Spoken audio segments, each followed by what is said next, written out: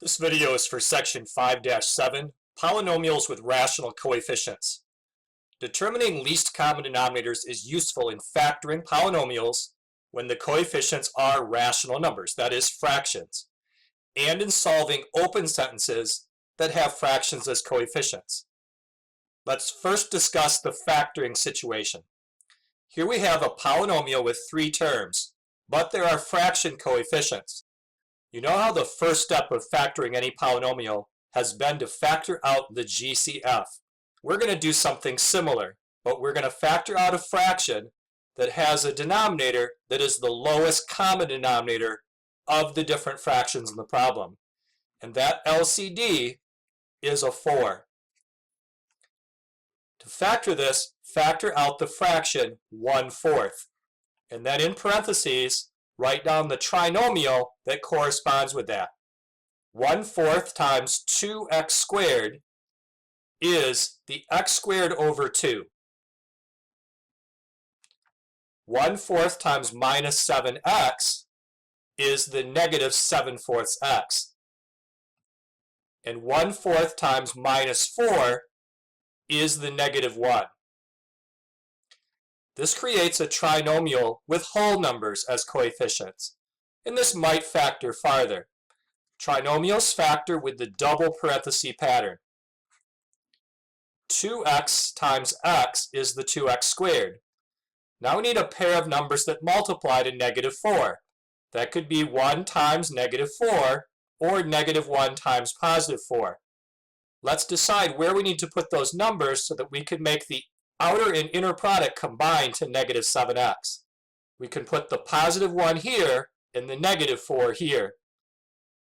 2x times negative 4 is negative 8x, and 1 times x is positive 1x. These combine to the negative 7x. Here's the factored form of that trinomial. Here's another example. Let's factor this using a rational number times prime polynomials. The only fraction has a denominator of 81, so the least common denominator is 81. Write down the fraction 1 over 81, and then in parentheses, figure out the corresponding polynomial. 1 over 81 times what makes the x squared? That would be 81x squared. 1 over 81 times what makes negative 1 over 81? That's negative 1. Now we have a polynomial with whole number coefficients. And it is a difference of squares, so it factors farther. 2 parentheses, 9x times 9x, and positive 1 times negative 1. Here is the factored form of that original polynomial. The other situation in this lesson where you use least common denominator to help you accomplish something is solving an equation when there are fractions as coefficients. Here's one method for doing that. You can solve the equation by multiplying both sides by the LCD. So notice here is an equation with the variable m, and it has fractions. The LCD of a 15, a 10, and a 2 is the number 30. It is the least number that 15, 10, and 2 all divide into. Multiply both sides of the equation by 30.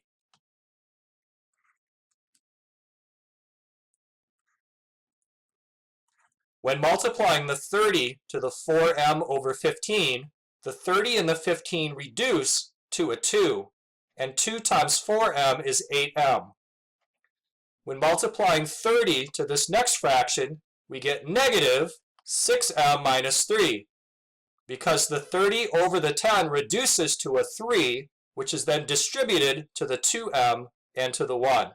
It's very important that you put that in parentheses because this expression was after the subtraction sign. On the right side of the equation, we get 15. Now we solve from here. 8m subtract 6m is 2m. Subtracting a negative 3 makes plus 3, and that equals 15. Now subtract 3 from both sides, 2m equals 12. Therefore, m equals 6.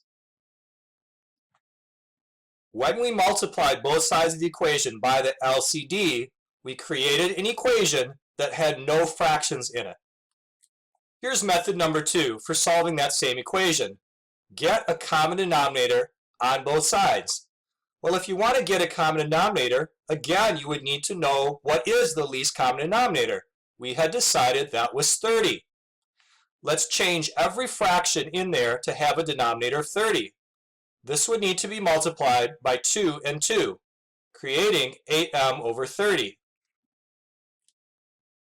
To change 10 into 30, we would need to multiply by 3. 3 times 2m is 6m, and 3 times minus 1 is minus 3, all over the denominator of 30. To change 2 into 30, you would need to multiply by 15, creating the fraction 15 out of 30. Now simplify. On the left side, both fractions have the same denominator, so you can subtract them. 8m subtract 6m is 2m, and subtracting the negative 3 makes plus 3, all over the denominator. The right side stays the same. Because these fractions are equal to each other, and they have the same denominator, we know that the numerators must be equal. Then solve. 2m equals 12, so m equals 6. So we looked at two different ways to solve an equation that had fractions in it. Both methods used the least common denominator. Let's try one more example and apply both methods. The first method is to multiply by the least common denominator. Looking at the fractions, if one denominator is 3 and another denominator is 5, the least common denominator is 15. Let's multiply both sides of the equation by 15. When multiplying 15 to x over 3, the 15 and 3 reduce to a 5, 5x.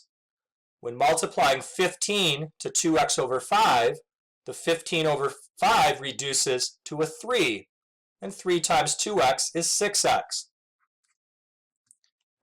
When multiplying the 1/3 to the 15 and the 3 reduce to a 5.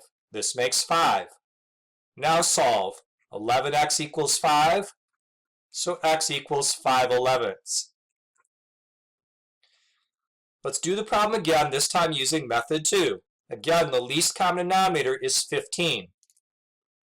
Change all of the terms of the equation to have that denominator. For the first fraction, we would need to multiply by 5, top and bottom, creating 5x over 15. For the second fraction, we need to multiply by 3, top and bottom, creating 6x over 15. And for this fraction, to make 15, you would need to times by 5, top and bottom, 5 over 15. Add these two fractions together, 11x over 15, and keep the right side the same. Because both fractions have the same denominators, the numerators must be equal, and x is equal to 5/11. Which method do you prefer?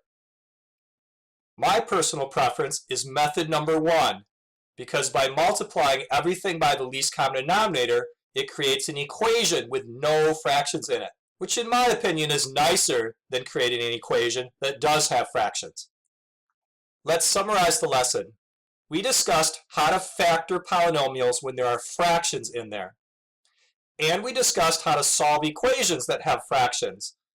There are two ways to do that, but they both use least common denominator. So you need to be able to look at denominators and quickly find the least common denominator.